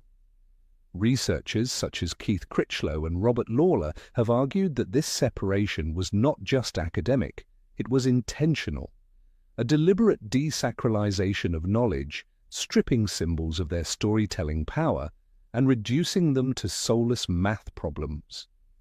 In an era of extreme rationalism, anyone who references the symbolic dimensions of form is easily dismissed as unscientific, despite millennia of use in architecture, agriculture, and traditional medicine. Consider the flower of life, found etched into temple walls at Abydos in Egypt, Renaissance-era tombstones, and Islamic mosaics. Many 19th to 20th century scholars acknowledged its universal significance, but as the idea of a cosmic geometric web became inconvenient to materialist narratives, textbooks slowly phased out any metaphysical interpretation. Or take the pentagram, a five-pointed star. To Pythagoreans, it symbolized harmony, health, and the microcosm, the human being, in relation to the universe. In the Middle Ages, it became associated with magic and was denounced by the Church. By modern times, out of fear of religious backlash, Western textbooks refer to it only as a five-pointed star, used to teach angles and symmetry while ignoring its philosophical roots. Some say this shift is merely the natural result of specialization, mathematics split from philosophy, science split from spirituality. But this raises a deeper question. By erasing the sacred layer of meaning, have we lost part of civilization's memory? For our ancestors, geometry wasn't just about measurement, it was a language to express what words could not. Even in the 21st century, architects like Christopher Alexander and his team have tried to revive the spirit of sacred geometry in design. They argue that certain shapes, proportions, and spatial rhythms have direct psychological and physiological effects. Yet such views remain on the fringes, rarely incorporated into the training of new architects. Today, when we open a geometry textbook, we see diagrams and formulas, sharp edges and angles, but we see few explanations for why these shapes once mattered so deeply to those before us. And perhaps this is the quietest loss of all. When knowledge becomes purely technical, it loses its voice, its ability to tell stories, to connect, to inspire. The very qualities that once allowed humans not only to measure the world, but to find meaning within it.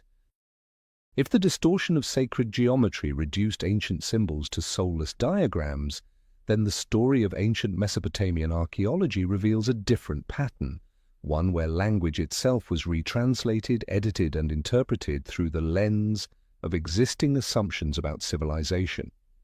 When 19th century European archaeologists first excavated the ruins of Sumer and Akkad, the great civilizations of the Mesopotamian cradle, they unearthed a massive corpus of cuneiform texts. These clay tablets contained everything from tax ledgers and trade contracts to legal codes and cosmic myths. Their discovery shattered long-held Western beliefs that human progress began in Egypt and Greece. Instead, it became clear that Sumerians had already built cities, legal systems, and writing as early as the 4th millennium BCE. But because these findings were so foundational, the translation of cuneiform quickly became a battleground for academic and ideological control.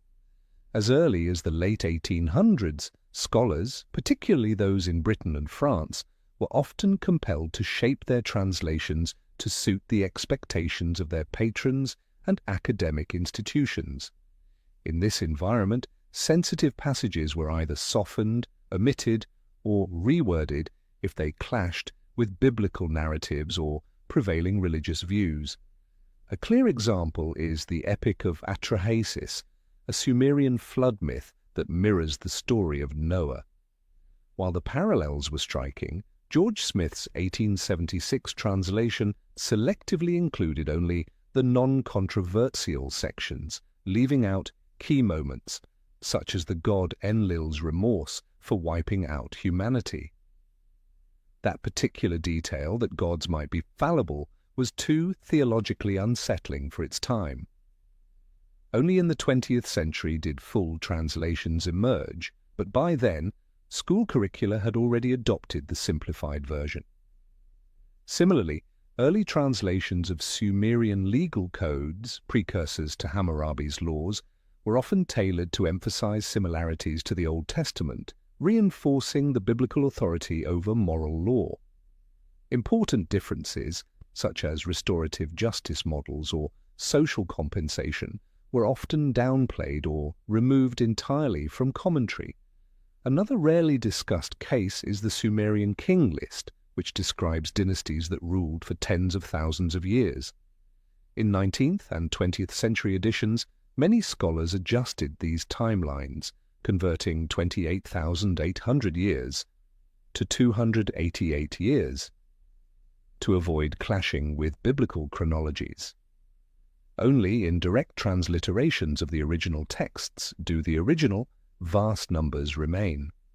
Most widely circulated translations feature corrected versions designed to be more palatable. And here lies the deeper issue.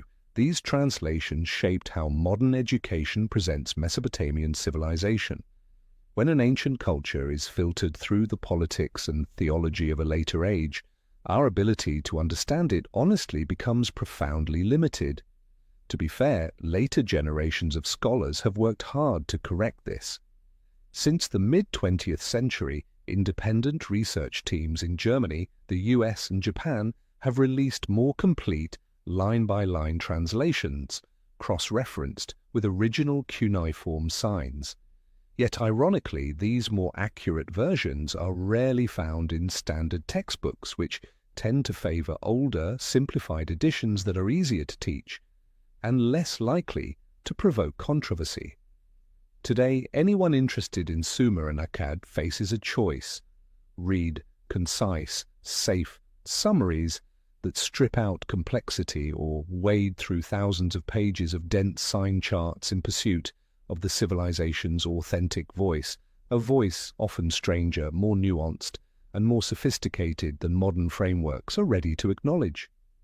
And perhaps the final question is not whether this distortion was done with malice, but whether it stemmed from a quiet fear of confronting truths that simply didn't fit the stories we were already told. If the mistranslation of Sumerian texts shows how knowledge can be shaped at the level of language, then the story of out-of-sequence archaeological discoveries reveals a deeper fear: that science too can punish those who question its foundational assumptions. Throughout the 19th and 20th centuries, numerous archaeologists, geologists, and anthropologists published shocking findings: tools, human traces, or signs of civilization appearing in geological layers far too old for modern humans, or any civilization, to have existed. These announcements didn't just stir debate, they destroyed careers. One of the most infamous cases is that of Dr. Virginia Steen McIntyre, an American geologist. In 1966, she participated in a survey at Hueyatlaco, Mexico, where colleagues discovered sophisticated stone tools buried beneath volcanic ash. Using multiple dating methods, including uranium and zircon analysis, her team dated the site to approximately 250,000 years ago, well before Homo sapiens were believed to exist, let alone craft tools. Initially, the team prepared to publish their findings. But the backlash came swiftly. Experts dismissed the dating as flawed, suggesting the tools had fallen into older strata, or that measurements were mistaken. When Stain McIntyre stood by the data, she was quietly sidelined. Scientific journals refused to publish her work. Teaching contracts were withdrawn. Years later, she still could not find a permanent research position. In a personal letter, she wrote, "I wasn't rejected for weak data. I was rejected because my data didn't fit the story they wanted to preserve." Another case is Thomas Lee, a Canadian archaeologist. In the 1950s, he excavated thousands of stone artifacts near Lake Huron, Ontario, found within glacial soil layers. These suggested human presence in North America tens of thousands of years earlier than the accepted Bering Land Bridge theory. When Lee refused to back down, the museum employing him cut his funding, removed the collection from exhibition, and relegated it to storage. He was dismissed and spent the rest of his life unable to secure funding for new research. Then there's Michael Cremo, author of Forbidden Archaeology, who spent years collecting forgotten archaeological reports. Among hundreds of cases, he found discoveries from the 19th and 20th centuries that were removed from public archives simply for being out of sequence. Some of these can be attributed to technical error or lack of modern instruments. But many others were dismissed without any independent re-examination, only because they conflicted with established timelines. To be clear, science rightly demands rigorous standards of evidence, but the paradox is this: extraordinary data is often excluded before it can be scrutinized, discarded not for poor quality, but for being too disruptive. Today, when such findings are mentioned, mainstream science typically labels them fringe theories, unworthy of serious discussion. But independent researchers continue to ask, if the claims are wrong, why not refute them through transparent reanalysis and open replication? Why is the response so often defunding, silence, or professional exile? The answer is elusive because, like all knowledge systems, science has inertia. Once a theoretical framework is built over generations, any contradictory data is seen as a threat to order, and not everyone is willing to risk reputation, career, or meaning itself in defense of outlier evidence. And so, as often happens, the void left by these rejected discoveries becomes fertile ground for legend. Legends of prehistoric civilizations, of ancient humans more advanced than we imagined, or simply the legend of a science that, while seeking truth, still fears the data that doesn't fit its own frame. If out-of-sequence discoveries can derail a researcher's career within months, then within the quieter halls of international academic conferences, gatekeeping still exists, but it is more discreet, more polished. Here, censorship requires no formal announcement or court ruling. It often arrives through a single, carefully chosen phrase, conflicts with research direction. Academic conferences, often hosted by major universities, research foundations, or intergovernmental bodies, serve as critical platforms for introducing new discoveries, debating interpretations, and cross-checking evidence. But they are also where certain topics quietly vanish from the program, often without detailed explanation, especially when those topics touch upon chronological disputes, pre-civilizational hypotheses, or questions that challenge accepted historical frameworks. One well-known case emerged at a conference in Germany on Göbekli Tepe, the 12,000-year-old megalithic site. In 2012, a group of young Eastern European archaeologists submitted a paper questioning whether the site was not just ritualistic, but also astronomical in function, implying a level of societal organization far beyond what is expected of hunter-gatherers. The abstract was initially accepted and included in the conference program, but weeks before the event, the paper was quietly pulled with the vague note that it lacked academic maturity, a polite euphemism to avoid open controversy. In 1999, at a North American prehistory conference hosted by a U.S. university, an independent archaeologist attempted to present findings from the Topper site in South Carolina, where stone fragments suggested human activity dating back 50,000 years. The proposal passed early peer review, but when several funders objected, the organizing committee removed the paper, citing insufficient consensus. Behind closed doors, colleagues advised the researcher to accept a quiet withdrawal rather than escalate. Similar patterns appear in Egyptology conferences, where papers that explore theories about undisclosed chambers beneath the Great Pyramid of Giza are frequently omitted from official programs, even though radar scans and seismic data have been published in minor proceedings. The reason given: to avoid encouraging sensationalism or damaging the scientific credibility of Egyptology. Beneath these polite rejections lies a two-layer exclusion system. The first layer is standard peer review, a necessary filter to ensure research quality. The second, subtler layer is institutional caution, where organizers and funders grow uneasy about any discovery that might destabilize the historical consensus. Some defend this system as pragmatic, not a conspiracy, but a shield against media sensationalism and pseudoscientific exploitation. After all, when an unverified theory is broadcast without scrutiny, it can erode the credibility of an entire discipline.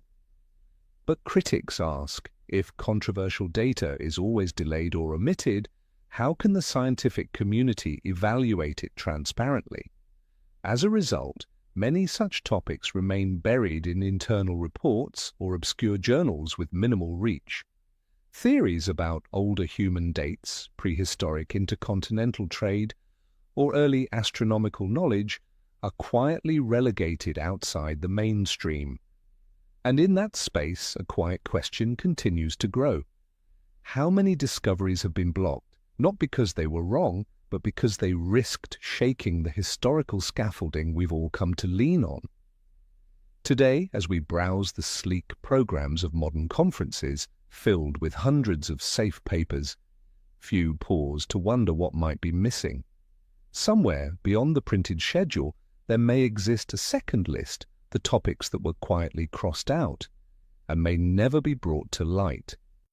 If sensitive archaeological topics are often removed from international conferences to avoid controversy, then sometimes the story turns more dramatic, when physical artifacts themselves vanish, leaving behind a void with no official explanation.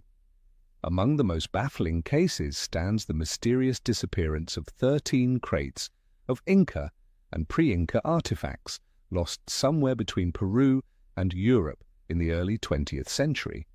The story began in 1926, when a joint archaeological expedition of Peruvian and French scholars excavated a site in the Ayacucho region, once a trade hub of the ancient Wari civilization, which preceded and was later absorbed by the Inca Empire.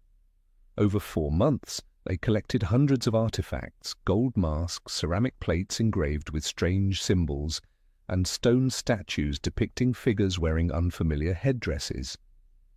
Some of these items bore artistic elements foreign to known Inca styles, resembling carvings seen in Polynesian or Mesoamerican cultures, a detail that would later fuel speculation.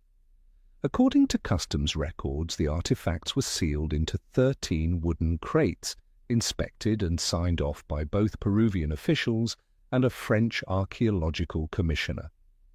The shipment was intended to send half to Paris for restoration and comparison with the Louvre's collections, with the other half to be returned to Lima for museum display. On August 12, 1927, the cargo departed Callao port on a freight vessel bound for Le Havre, France. But when the ship arrived, the 13 crates were missing. The shipping company claimed the cargo had been unloaded at an unscheduled transfer port, but never specified which